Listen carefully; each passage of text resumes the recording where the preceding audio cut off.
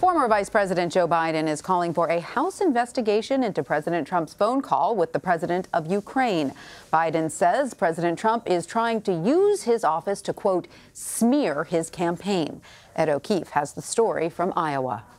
Focus on the violation of the Constitution this president is engaged in. Joining an auto workers picket line in Kansas City Sunday, Joe Biden pointed the finger back at President Trump. Over the weekend, the former vice president slammed the president over reports he pressured the Ukrainian leader to investigate unsubstantiated accusations against Biden and his son Hunter, who once served on the board of a Ukrainian energy company. Trump's doing this because he knows I'll beat him like a drum. Biden is calling for the House to investigate, but he stopped short of mentioning impeachment. I'm calling the president to release the transcript of the call, let everybody hear what it is, let the House see it, and see what he did. Over the weekend in Iowa, other Democratic contenders went further. We need to absolutely right away begin impeachment proceedings. He's got to go. How many crimes does this president have to commit before Congress will act and impeach him? And what do you make of this mess with Ukraine and the whistleblower and the president? I did not think that Donald Trump could shock me anymore, but this behavior is stunning. The controversy comes amid signs of trouble for the Biden campaign. A new poll shows Senator Elizabeth Warren jumping ahead of Biden by 2 points among likely Iowa caucus goers. Joining a different auto workers strike in Detroit, Warren brushed off the numbers. What this is about a message that we are sick and tired of an America that works for a thinner and thinner slice at the top and isn't working for anyone else. In another sign of how the Biden campaign's trying to spin this controversy, it has sent out at least 3 fundraising emails to supporters, arguing that the president is mounting a misinformation campaign against Biden and only money will right this wrong. And joining me now with more on the race is CBSN political reporter Caitlin Huey-Burns, and still with us, editor-in-chief of The Hill, Bob Cusack. Thanks to both of you for being with us. Bob, let me start with you. Does the fact that the president is dredging up this story against Biden hurt the former VP with Democratic primary voters? You know, overall, I don't think so. It's certainly not a big positive because you're reminding everybody about a controversy, and government watchdog groups have said there was, a conflict of interest, at least on the surface, and they should have done things differently. But I don't think that, I think the Democratic base, they don't believe anything that Trump says. So I think overall, it's not going to hurt Biden that much. But at the same time, going into 2020, especially if Biden is the nominee, you're going to hear so much about Ukraine and Hunter and this because the president will not let it go. This is such a huge story, Caitlin, on so many levels. Give us a sense of how the other 2020 candidates are responding to this. Well, the other candidates aren't talking about Biden, they're talking about Trump. And several candidates who have already called for the impeachment of proceedings to begin against the president have said that this only shows that this needs to continue. What was interesting, too, that we saw over the weekend is Elizabeth Warren, who has been early to call for impeachment. She talks about on the campaign trail how she read the entire Mueller report, thought the president should be impeached or that proceedings should begin. She's continuing to call for that, but she's also pointing the fingers at congressional leadership, saying that Democrats have to move on this now. So you're starting to see some of the candidates start to put the pressure on Congress to move forward with impeachment proceedings against the president. Others, like Joe Biden himself, haven't gone that far yet. But this is something that voters don't really talk about that much, but a lot of people running for president are currently members of Congress and want this to go forward. Well, at least some of what Elizabeth Warren is saying must be resonating with voters, because, Bob, we heard, or at least, Democratic voters, we heard Ed mention that poll in Iowa showing Elizabeth Warren leading, but within the margin of error of Joe Biden. So if that holds true, the likely delegate difference between Warren and Biden would be small out of Iowa. So how do you think the Biden campaign is viewing this poll?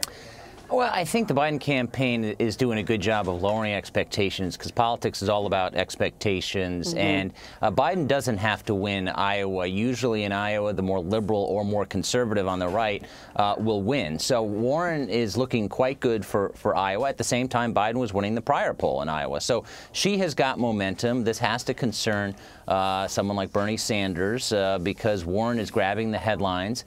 She's also starting to get attacked for her position on Bernie's bill, Medicare for All, and how to pay for it. Biden's gone after her. Buttigieg has gone after her. So this is good news, of course, for Elizabeth Warren. But the flip side is now she's gonna take some incoming, and she's already done that. And the expectations for her are now getting much higher. That maybe she has to win Iowa or will be a big disappointment. So great insight from Bob there on that poll. Caitlin, what are your takeaways from the poll?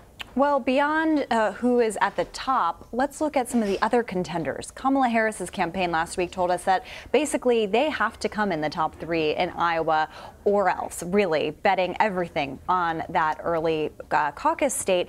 In that poll, she is only in single digits behind Mayor Pete Buttigieg. So there certainly needs to be, as far as the campaign is concerned, room for her there and try to expand her campaign there. We'll see if that could pay off. It's also interesting that a lot of these other candidates who are polling lower down point to how fluid this race remains. Even though we have a top tier, not all voters are anywhere close to deciding who they want to pick. So that's where some of these other campaigns see room for growth. But this reflects what we've seen in our polling, which is that voters are starting to view this race with so many candidates in tiers and sections, and we consistently see those top 3, Biden, Warren, and Bernie Sanders at the top. Right. All right. So, Bob, to Caitlin's point that this remains a fluid race, 63% of respondents said they could still be persuaded to support another candidate, compared to 20% who say their mind is made up.